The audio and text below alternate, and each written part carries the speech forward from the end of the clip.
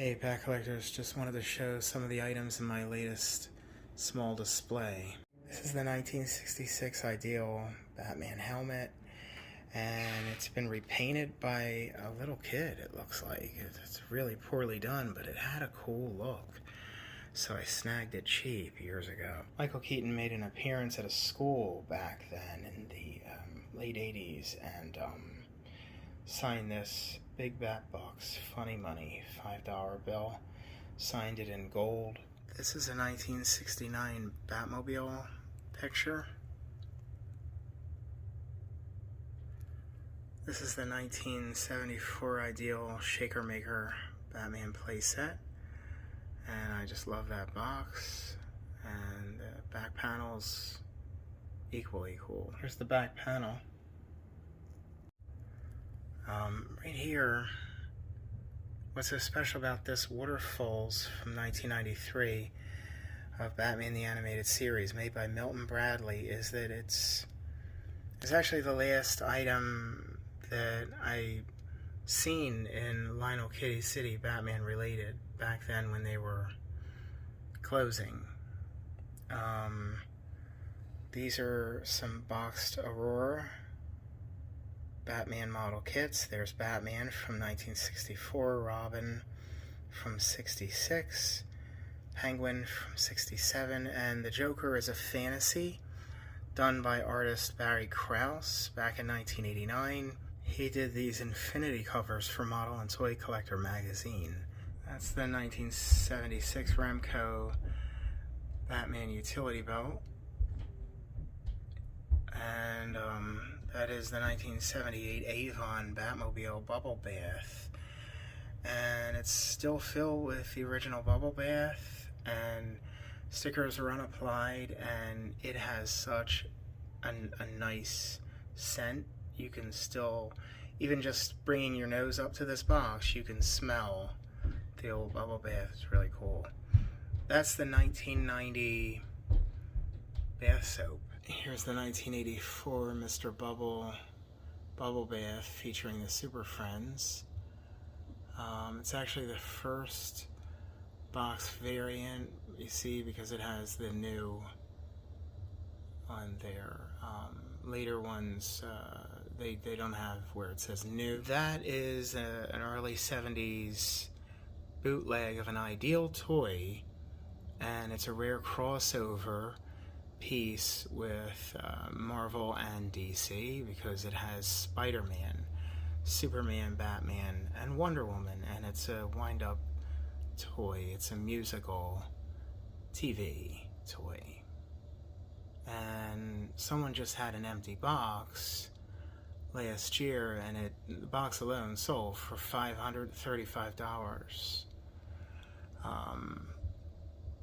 This is a Batman plush from the late 80s. They're often mistaken for being 60s.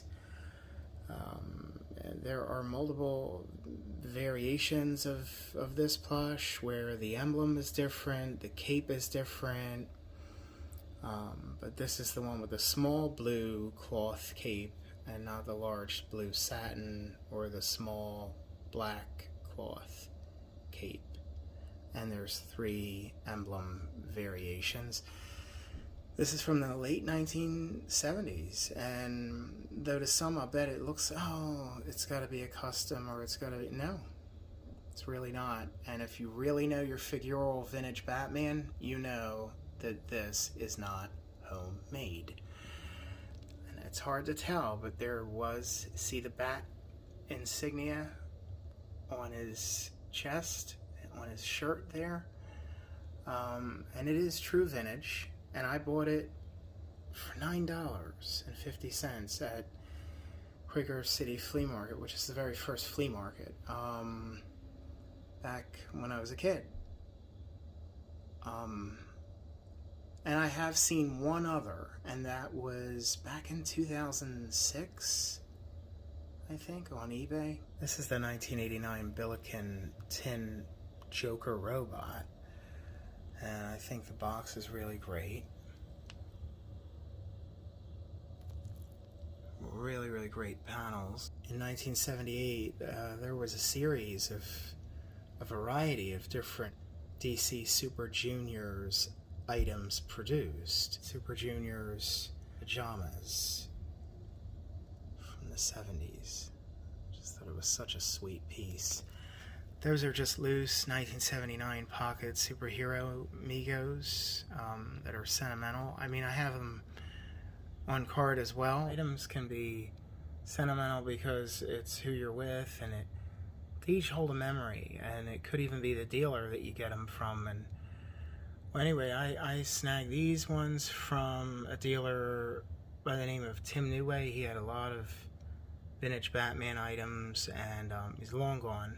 Same dealer at the Antiquarium, the Antique Synagogue down South Street in Philadelphia, all them years ago, sold me this here bat mask and bat belt and bat mask, both on card. Now, what he told me was really interesting. He was older than I am.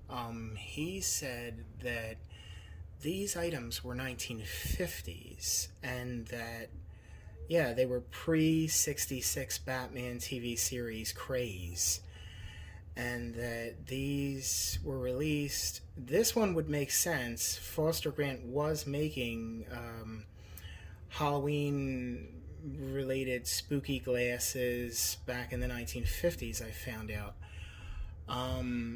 You know, and that these were released after the Bat movie starring Vincent Price. Kind of interesting because that sort of looks a bit like him. He said that Batman was very monstrous, you know, and that he remembered having seen the movie Serial brought back to the theaters in 1954. Here's the 1965 reprint in paperback form of The Bat. It's actually my favorite cover out of all the covers they gave this book. These are 60s gumball machine rings. I really love these light pastel colors. I'm a Batman crime fighter button. I love how it's washed out from the sun. It was on a mannequin's shirt in the window in the storefront of a friend who owns a vintage toy collectibles store, who I've known and dealt with since 1985. The 1966 Husky Batmobile loose. That's a 1992 Michael Keaton Batman white chocolate taffy that I bought at a candy store back then. This is the 1966 Ideal Batman Captain Action. Uniform and equipment set, but I wanted him dressed up, you know, on a figure. There's the flicker flasher ring that the later versions came with in '67. I just wanted him displayed as a figure. I also have him, you know, in original box. And the Robin Action Boy is part reproduction and part original. And the reproduction parts came from Dale Van Slyke back in 2000. And I love the way he did Robin's face, the way it's painted, and it's just the look of it. It's just really, really, really killer. I mean, of course, I also have him in original box as well. This is Robin's true first rookie card. It's from 1949. It's near mint. They never made a Batman, and it is licensed, and it is rare. Kitchen Sink Press made this tin sign in 1990 for the Batman newspaper dailies of the 1940s. This is the Batman Returns child-size satin jacket by Chalkline. It's really graphic. I display the back because it's nicer than the front. It's a pretty rare piece. It's really from '92, though it's dated '91.